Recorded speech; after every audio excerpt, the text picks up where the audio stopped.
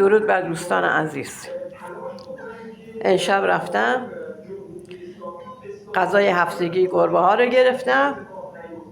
باور کنه نگاه کنه 5 کیلو پا گرفتم، 3 کیلو گردن قاطی کردم. نگاه کنه بسته بندی شده، شستم تمیز، بسته بندی کردم. نکن بشین.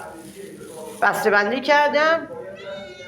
خب گذاشتمشون که بذارم تو فریزر. این غذا 1 هفته شد 400 تومن. باور کنه 14,000 تومن دیگه پول همه تو حساب من مونده. میتونم به اینا غذا ندم بیرونشون کنم، ولی این که میان پشت در جگرم کباب میشه، دلم میسوزه، از شکم خودم میزنم.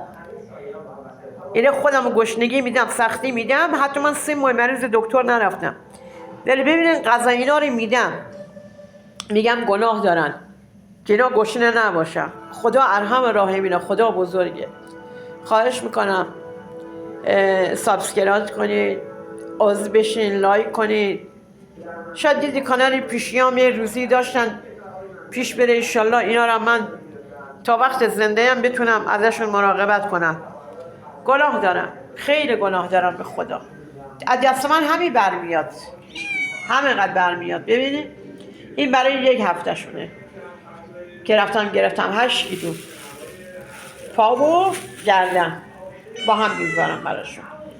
هر بسته شون ببینید اینقدر، هر بسته 8 تا پا میذارم، یه دونه گردن میذارم. ها سابسکرایب یادتون نره، عضو بشین، لطف کردی از پیشیانی من حمایت کنی جان.